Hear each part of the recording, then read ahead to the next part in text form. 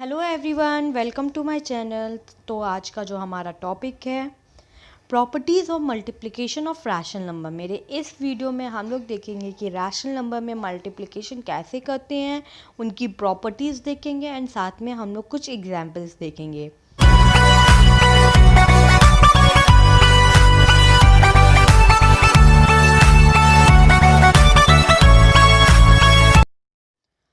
हम लोग जो सबसे पहले प्रॉपर्टी पढ़ेंगे वो है क्लोजर प्रॉपर्टी।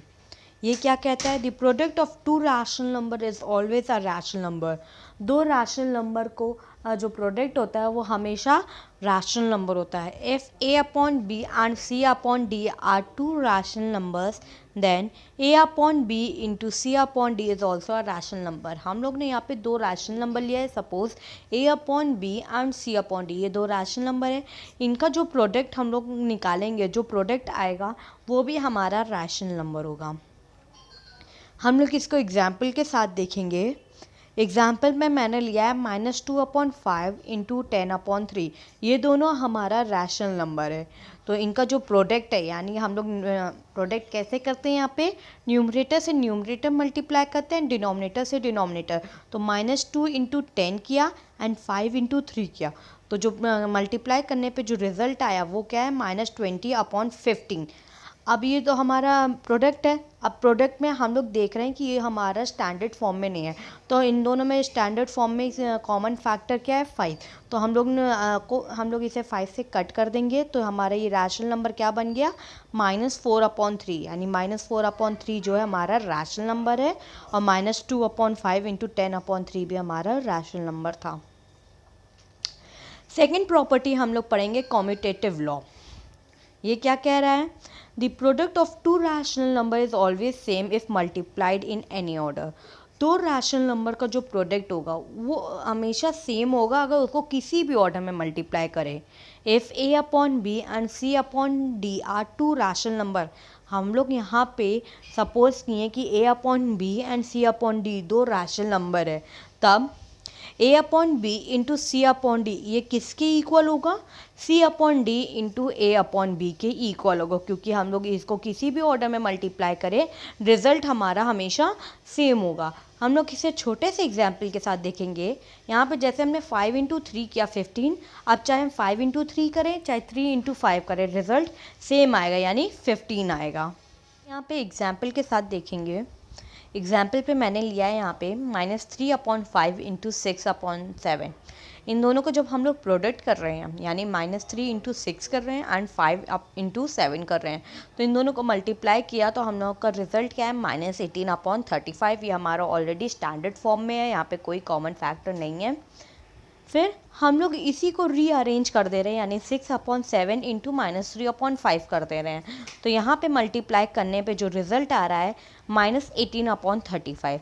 यानी ये हम लोग के इस एग्जाम्पल से हम लोग देख रहे हैं कि जब हम दो रैशनल नंबर्स को किसी भी ऑर्डर में मल्टीप्लाई करें, रिज़ल्ट हमारा दोनों के केस में इक्वल आएगा। यानी दोनों के केस में हम लोग यहाँ पे देख रहे हैं दोनों नंबर्स को हम लोग किसी भी ऑर्डर में मल्टीप्लाई कर रहे हैं, रिज़ल्ट हमारा दोनों में -18/35 दोनों केस में आ रहा है। यानी मल्टीप्लिकेशन जो है कम्यूटेटिव लॉ को फॉलो करता है। प्रॉपर्टी हम लोग देखेंगे associative law. 3 or more rational numbers can be grouped in any order to find their product। बोला 3 या 3 से ज़्यादा रैशनल नंबर्स उनको किसी भी ऑर्डर में ग्रुप कर दें, हमारा प्रोडक्ट जो है हमेशा सेम होगा। If a upon B and c upon D and e upon f are 3 rational number. हम लोग ने यहाँ पे 3 रैशनल नंबर लिया है, जैसे कि a अपॉन बी हो गया, c अपॉन डी हो गया एंड e अपॉन f हो गया।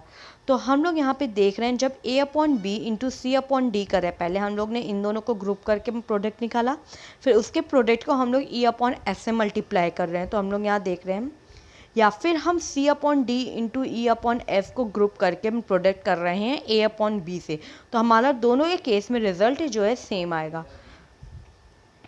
हम लोग यहाँ पे देख रहे हैं जैसे कि हमने यहाँ पे छोटा सा लिया है नंबर 5 इंटू 3 इंटू 4। तो यहाँ पे इन तीनों को मल्टीप्लाई करने के लिए पहले हम लोग ने 5 इंटू 3 किया तो यानी 15 आया, एंड 15 इंटू 4 किया तो 60 आया।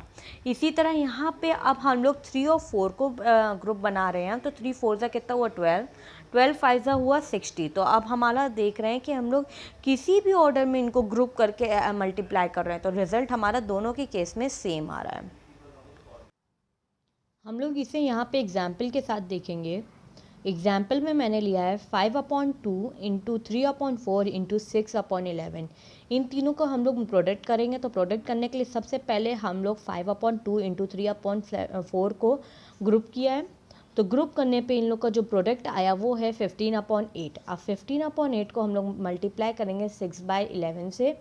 तो इन दोनों को जब मल्टीप्लाई किया तो हमारा रिजल्ट आ रहा है 90/88। अब ये देख रहे हैं कि हम लोग 90/88 हमारा स्टैंडर्ड फॉर्म में नहीं है, तो हम लोग इसको स्टैंडर्ड फॉर्म में कन्वर्ट करेंगे।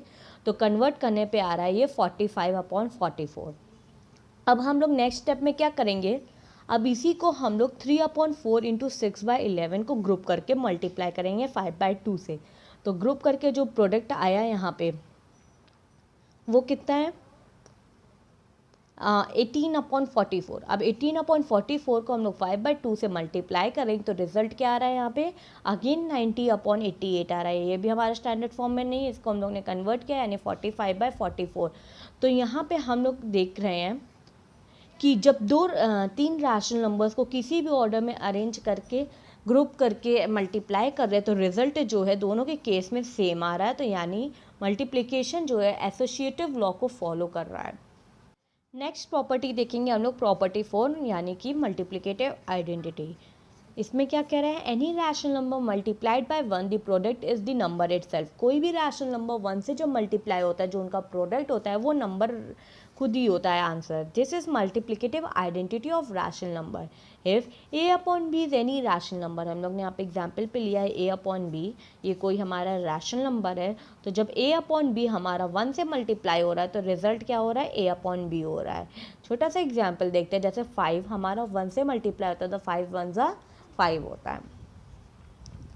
नेक्स्ट हम लोग देखेंगे प्रॉपर्टी 5 मल्टीप्लिकेटिव इनवर्स। इनवर्स मतलब ऑपोजिट।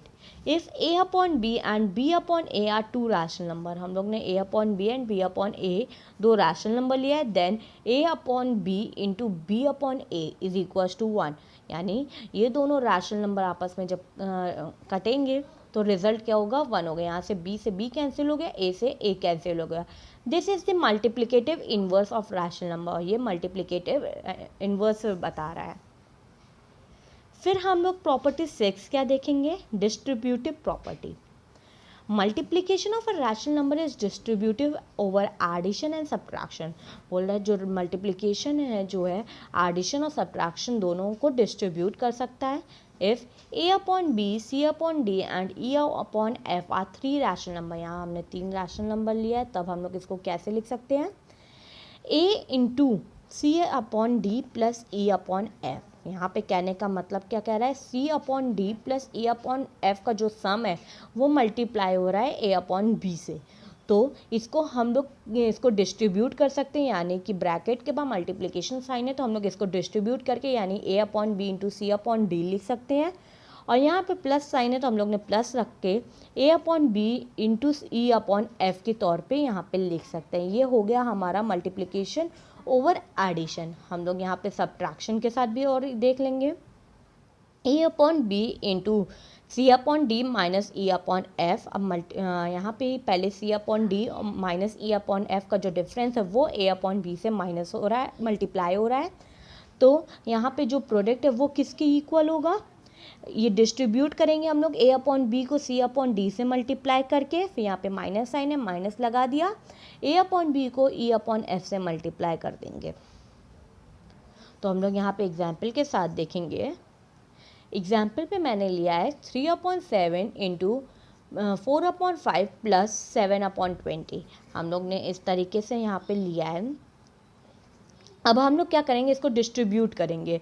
तो 3/7 को हम लोग इससे पहले 4/5 से मल्टीप्लाई करेंगे, यहाँ प्लस साइन है प्लस लगा दिए। अब 3/7 इंटू 7/20 करेंगे।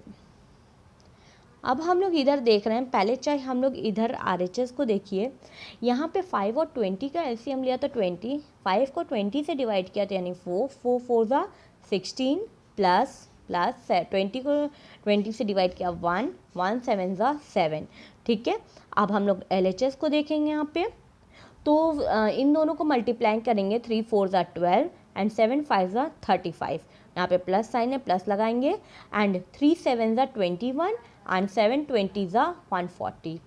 ठीक है, नेक्स्ट स्टेप देखेंगे हम लोग LHS को देखेंगे। जो यहाँ पे 16 + 7 अपॉन 20 का जो सम आया वो कितना है 23 अपॉन 20।